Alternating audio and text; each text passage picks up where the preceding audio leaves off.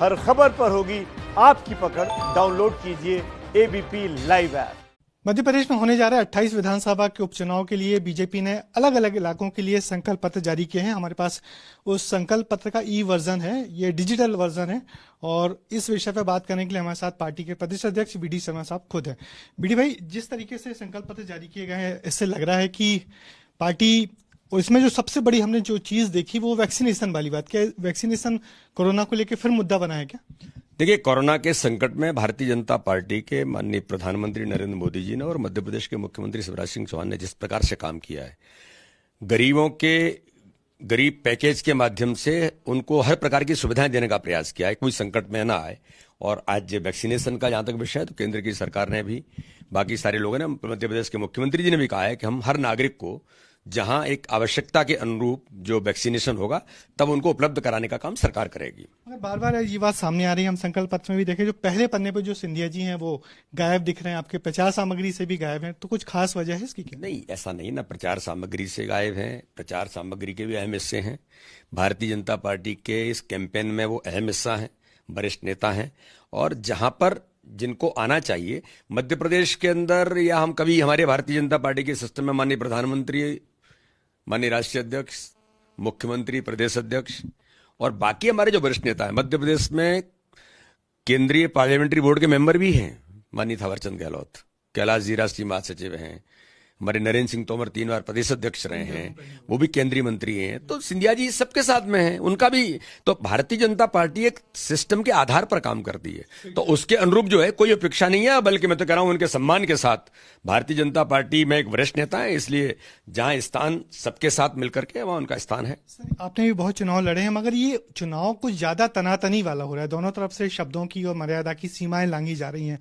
ऐसे चुनाव की उम्मीद की थी क्या आपने? देखिए, कांग्रेस उन 15 महीने के कार्यकाल को इग्नोर करना चाहती है, क्योंकि जनता को कुछ बता नहीं सकती। गरीब कल्याण की योजनाओं को बंद करके जनता का हक, गरीबों का हक छीना, और आपने कुछ किया नहीं, तो इससे भटकाने के लिए वो अनर्गल हमारे मुख्यमंत्री को नंगा भूंगा कह रहे हैं। कोई कह रहा है कि मुख्यमंत्री कमलनाथ के चरणों की धूल नहीं है, कोई कमलनाथ जैसे खुद लोग एक महिला के ऊपर इस प्रकार की विवादित टिप्पणी करते हैं। इन सारे मुद्दों पर मेरा ऐसा मानना है कि ये जो चुनाव है, ये गरीब किसान के बेटे मुख्यमंत्री शिवराज सिंह चौहान और कमलनाथ जैसे उद्योगपति जिसने कभी गरीब और गांव देखा नहीं, उनके बीच है। ये चुनाव विकास की प्रतीक भारतीय जनता पार्टी और दुरावस्था की प्रतीक कांग्रेस के बीच का चुनाव है। मगर ये भी कहा जा रहा है कि बीजेपी लगातार कांग्रेस विधायकों को तोड़ रही है, एक विधायक तभी और आगे। क्या और लोगों को भी नजर है आपकी? ये पूरा देश जानता है, और आप भी ब्रजेश जी जानते हैं कि ये सरकार कोई भारतीय जनता पार्टी ने नहीं गिराई। ये तो चूंकि वो फेल हो गए अपने लोगों को अपने घर में रखने में, तो आरोप क्या लगाएं? आर्थिक आरोप किसी पर भी लगाए जा सकते हैं, लेकिन दुरावस्था के कारण आपने जो वादे किए थे उनको पूरा नहीं कर रहे थे कमलनाथ जी। कमलनाथ जी कभी जमीन पर गए नहीं। मध्य प्रदेश के अंदर 15 महीने में अगर वो 15 बार ही प्रवास किए हों, तो मेरा चैलेंज है एक मुख्यमंत्री के तौर पर। उन्होंने कभी गांव के अंदर, कभी गरीबों के बीच, कभी समस्याओं में नहीं गए।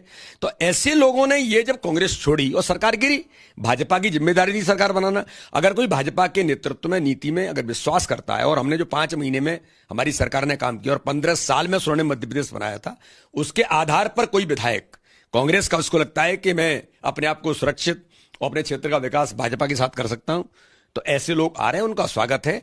पैसे के बल पर ऐसे कोई नहीं आता, और लोग गुमराह करने का प्रयास कांग्रेस कर रहे हैं। और लोगों का भी अभी आने वाले दिनों में स्वागत करेंगे आप? भारतीय जनता पार्टी, मैंने कहा ना कि दुनिया का सबसे बड़ा दल है। अगर कोई इस प्रकार के लोग आते हैं जिनको हमारे नेतृत्व में, हमारी नीति में विश्वास है, उनका स्वागत है। कितनी सीटें हैं, जो बड़ा सवाल है? भारतीय जनता पार्टी संगठन तंत्र के बल पर चुनाव जीती है, विकास के मुद्दे पर चुनाव जीतती है, और अपने कार्यकर्ता के बल पर चुनाव जीतती है। हमारा जो नेतृत्व है वो संवेदनशील नेतृत्व के बल पर चुनाव जीतती है, चाहे मोदी जी हो, चाहे मध्य प्रदेश के अंदर शिवराज सिंह चौहान हो।